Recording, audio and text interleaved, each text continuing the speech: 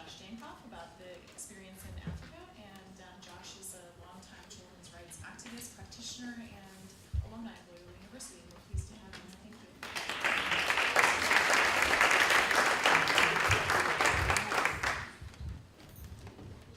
Good afternoon. I do have a PowerPoint.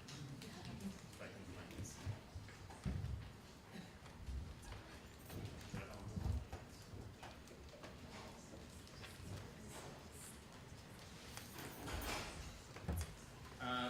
It's lovely to hear a speech from a colleague in Germany. I'm currently living in Germany, but I moved there from Sierra Leone. I am not Sierra Leonean. I'm not claiming to be, but I was working with UNICEF Sierra Leone in the child protection section, and among other things, we were working on corporal punishment. So a lot of what I'm talking about today is a sort of a case study of how UNICEF Sierra Leone was thinking about corporal punishment. I'm going to talk a bit about UNICEF overall and the strategic plan where corporal punishment fits in that, bit about Sierra Leone's context, and then some of the specific things that we were doing on the ground. I'm thrilled to be here. I'm from Chicago. I grew up on the south side. I'm also an alumni of Loyola Law School, so I just love it here. So thank you so much for the invitation.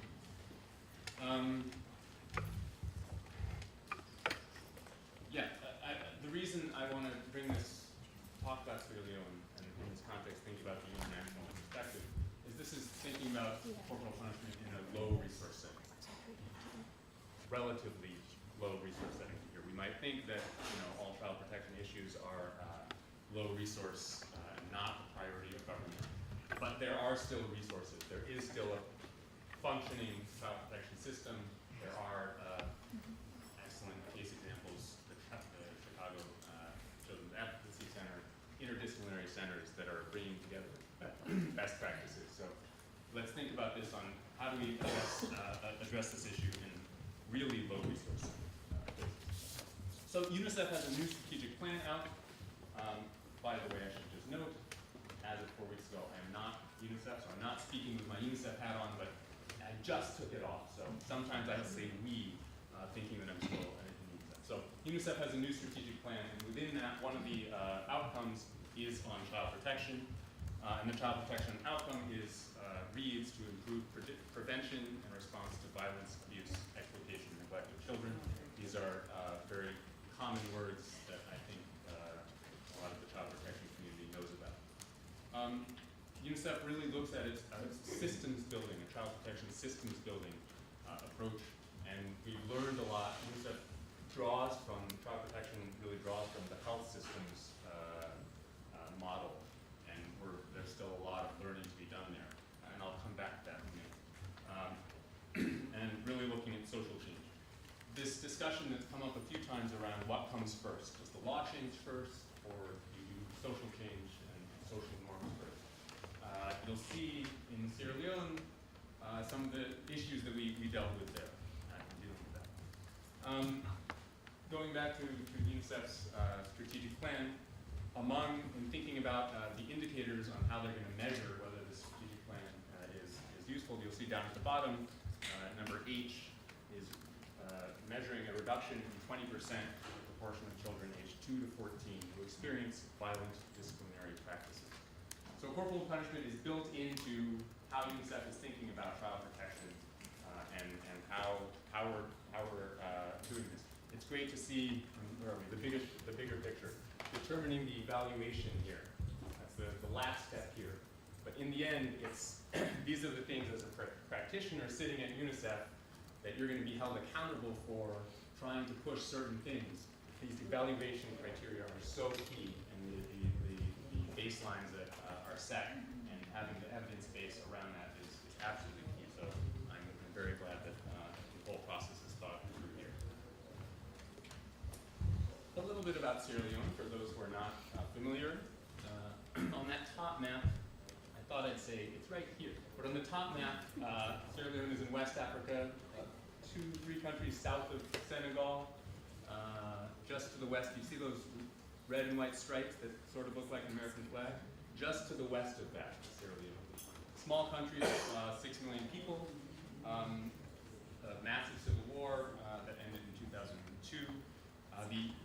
verified mortality rate of 182 for over 1,000 births. So corporal punishment and child protection issues are one issue. The health issues are massive, and the health system issues are crushing. I didn't put it there. It also has the highest maternal mortality rate in the world. So you have to think about the context. Someone mentioned the context is so important. The context is so important.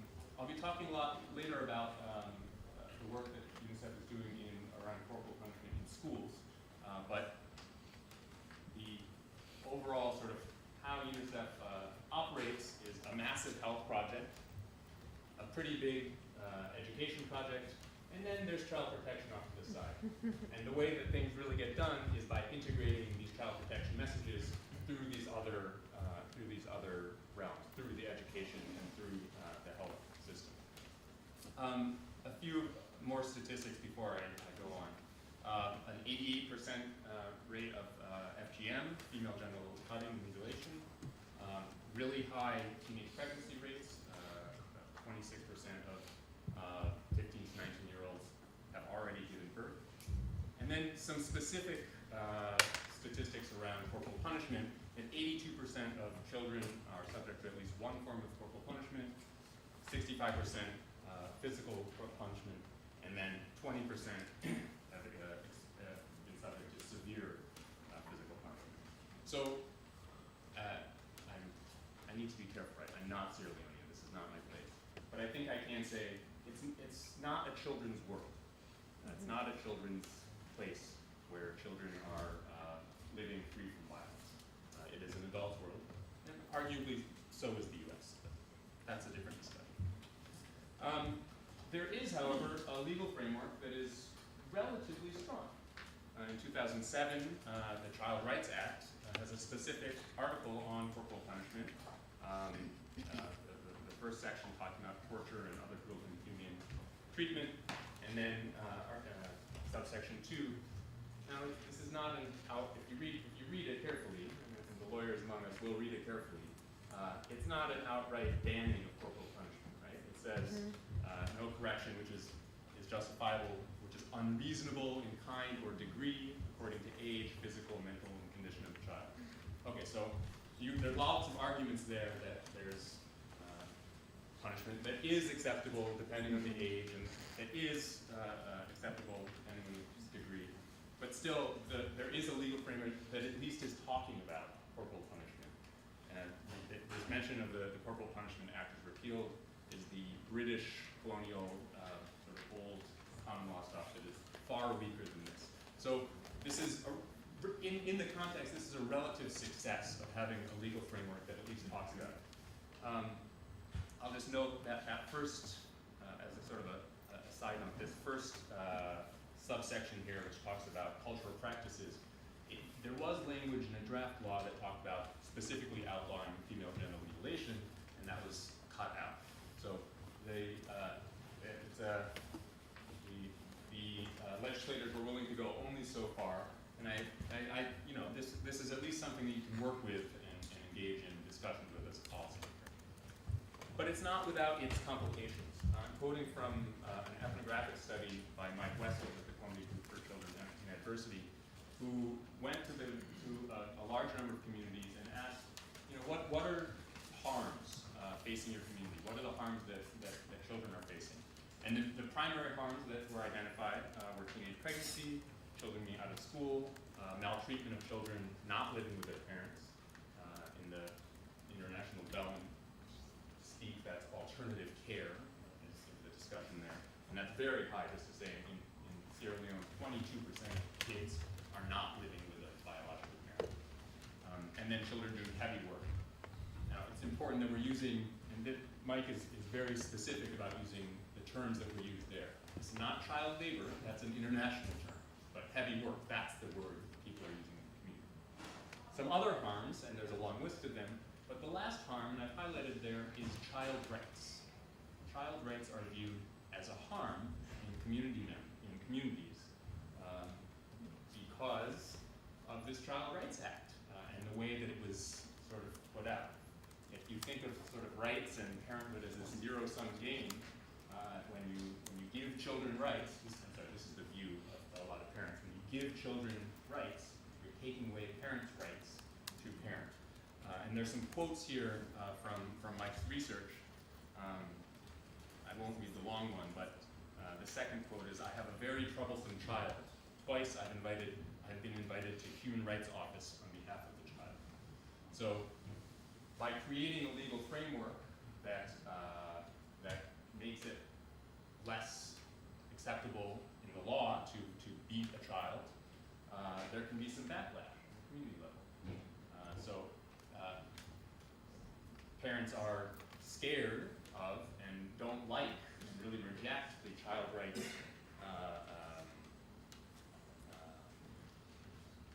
child rights mantra, the child rights discussions, and even see child rights as a harm. So in thinking about this, what comes first, the law or the social change, I don't know, sometimes the law can go too far and there's a backlash, and I think I'd say the critique that I would have of my own colleagues, I wasn't there after the Child Rights Act was passed, but you can do a lot better job than was done after a law is passed to really tie into how people are raising, if you talk to people about how they're raising their children in a positive manner and say that really the Child Rights Act is just building on the positive practices that you're doing. You do want your children to go to school, and then people say yes. Well, the Child Rights Act talks about that. So it has a lot to do with the messaging that goes on there, and hearing about sort of the milk cartons in Sweden is an interesting thing. So this is all just background to say it's a complex environment. It's not one that's straightforward. There are a lot of challenges. But UNICEF has several approaches towards corporal punishment and addressing corporal punishment. The first one is the systems building approach. That's sort of the core of what UNICEF is doing. And it's a movement away from having an issue-based programming. So an issue-based programming is thinking about, these are child labor, these are child workers, they have these needs, and we need to build a whole infrastructure to deal with this. This is children who are getting married, these are their needs, then build a whole infrastructure. Instead of this sort of silo approach, having a system that addresses the complex needs of children, that a lot of children have multiple deprivations in their lives. Thinking about the ACE study, sort of like, oh wow, yes, this makes a lot of sense. And in order to deal with those multiple deprivations, you need to build a functional child protection system to address that.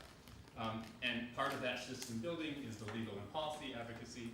So the Child Rights Act is one, and the Child Welfare Policy, which is a much more recent document, is another, and sort of gets into really what should the role of social workers be, what should the role of the police be, what should the role of the medical community be in addressing these issues.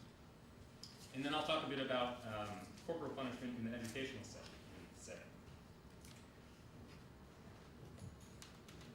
Lovely documents. The Child Welfare Policy is still in draft form. Hopefully will be passed in the coming months. In the educational setting, the UNICEF provided a great deal of support to the Ministry of Education, and specifically the Sierra Leone Teachers Union to develop a code of conduct for teachers in dealing with students and their colleagues. So I've got some quotes from this document. Again, this is sort of in thinking about the toolkit for policymakers. How can you address corporal punishment in schools if the school boards themselves and the legislature is not ready? Maybe the teachers union is another possible ally. But the code of conduct sets out standards for the behavior of teachers in their relationships with, among other things, groups, learners, their students. It provides principles, and you'll notice that at the bottom there, one of the principles is child is positive discipline. So this is just the language that you would want to be in such a document. Specifically, there's a commitment, an attitude towards learners, that teachers and other personnel shall always maintain a professional relationship with learners, and that they should promote safe and conducive learning environment. And here, this is much stronger language than we saw in the Child Rights Act, have a zero tolerance policy for all forms of sexual and gender-based violence, physical and humiliating forms of punishment, psychological abuse, etc. And then in reference to the best interest. I mean, this is lovely language, right? This is in some ways this mirrors a lot of the things that are in the UN Convention on the Rights of the Child. And that's what we do sometimes at UNICEF. It's trying to get the domestication of these international principles into laws and then into policies at each institutional level. But always the challenge is, well, so what, right? You can have these beautiful documents, beautiful laws, but if the laws are only aspirational and if the documents are only, if they're not sort of spread out and no one cares about them, then so what? And the biggest critique I would have about the Code of Conduct is that it does not create an accountability mechanism for teachers. So teachers are supposed to do this and they're supposed to sign up to this Code of Conduct. But if they break this, they're not going to get fired. They're not going to get, they're not going to have anything happen, really. So it's a good start. It's really where Sierra Leone is now, but it will, of course, be better. I wanted to mention briefly UNICEF's work in peace building for education.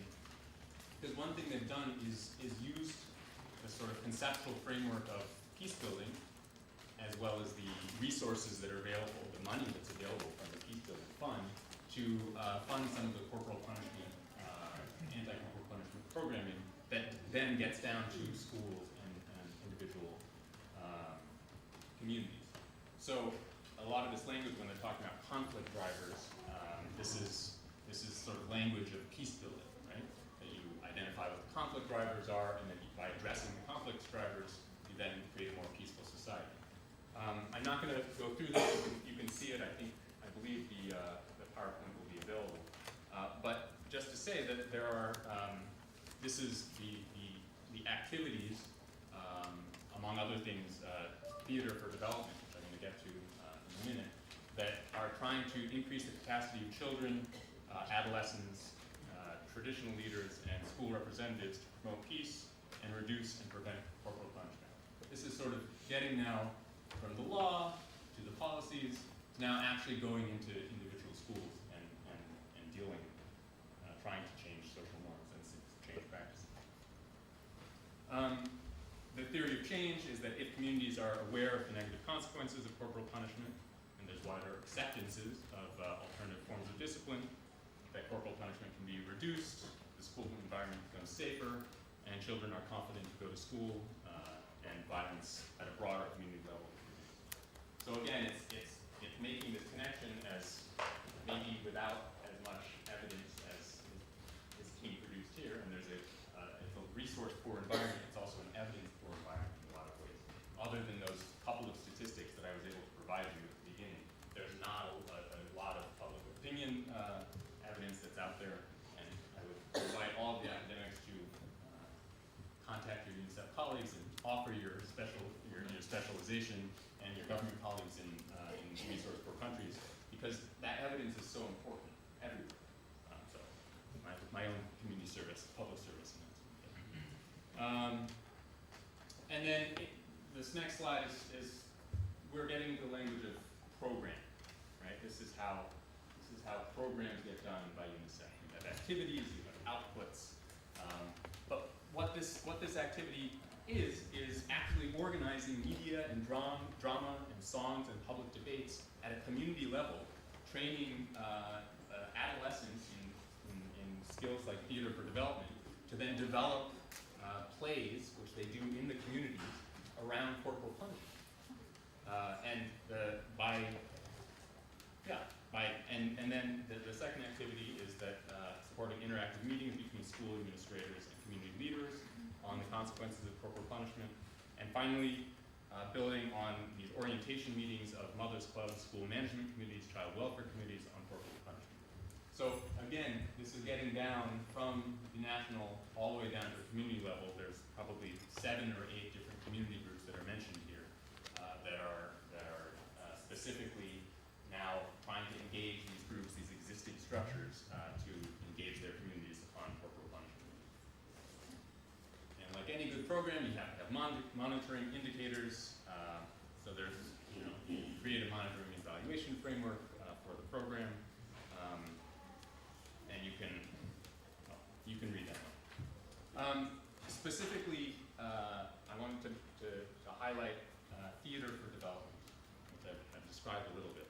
But T4D, TFD, is often used as a awareness raising strategy and community engagement strategy.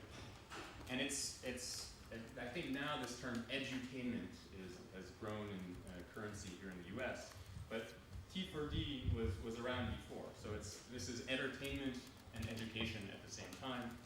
And what I especially think is useful and worth mentioning is that it's a means to listen to the voice of the silent sectors of the community and can serve as a social lubricant for change. So people don't want to talk about childhood risks in the community at the community level. People don't want to talk about the fact, what are, to varying degrees, very private family matters. We can talk about it, and especially if the role of the state is not present and there is not a functioning child protection system around, even talking about corporal punishment can be a great success.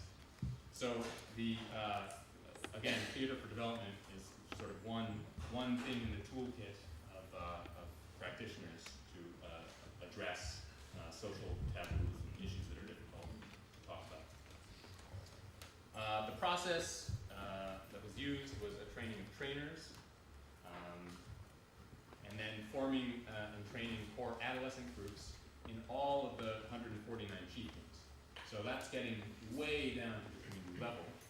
And then having those groups then perform at least 20 plays in 20 different communities, with the reach being that over 1,000 children and adolescents were trained in this theater for development skills, and more than 600 communities were reached through drama, song, and dialogue, specifically discussing corporal punishment and alternative forms of discipline. Now, this is not without challenges, and of course this is not a self-sustaining program, so this requires outside support. And there were a lot of challenges. UNICEF, as a UN agency, the primary role is to support the government. You can only do as much as the government wants to do. And you need to have buy-in from senior staff, in this case in the Ministry of Education, to want to abolish corporal punishment. If they don't want to do that, then and that was the case here, that really slowed down program implementation. And then UNICEF's model of working with NGOs, we ran into some problems in terms of the capacity of those NGOs to document program implementation. How am I on time? Couple minutes? Great. Then I'll move to my final bit, which is yet another public service announcement. We've talked a bit about sort of the legal and policy change, and we've talked a little bit about theater for development. Does anyone, just raise your hand if you know about or have seen the End Violence campaign hashtag? Some people? Okay, good. Then I will play that here. One thing that UNICEF has done, and this is broader than just corporal punishment, but sort of fits within the child protection framework, is this End Violence campaign, which was launched late 2013, I believe. And with some similar messages that we've heard already, trying to make violence visible, that violence, just because you can't see it, doesn't mean it's not there, and trying to get to the root causes of violence. Oh, this one's good. Sorry, the last one. Identifying and addressing root causes of violence and the social norms that allow it to perpetuate will lead to safer, healthier, and more productive societies.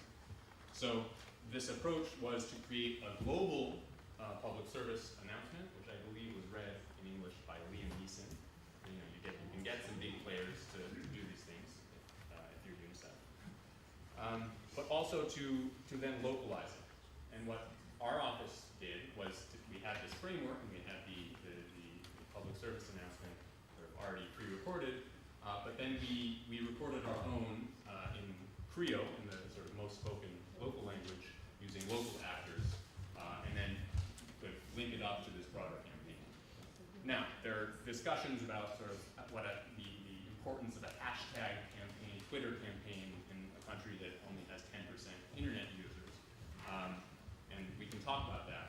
But again, who are those 10% in Sierra Leone? Those are your policymakers, and those are the people that you're trying to reach that can be change agents. So in closing, we're going to listen to our minute-and-a-half video. If you two will. Now inside this room, they rape me, and me na just 13-year-old pikin. I old 10 years, and I also at the sleep now.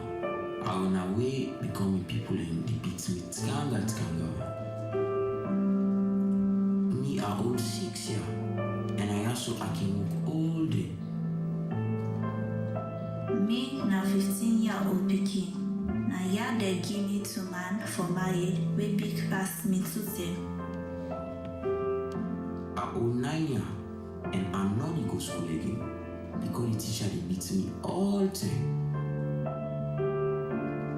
Not so because you not they see the bad thing that way they happen to me, me say they not they be. I get the right for feel safe na school. The people there for team up tkanga one for the nothing but now go to the beginning. And I feel the work with Una give me the chance for big pikin, not to person in ref or mama. We no want let any bad thing happen na this country so again. Now we get for make this country go before. Let we come together for make the other bad thing wey dey happen to pikin there lost na this country feel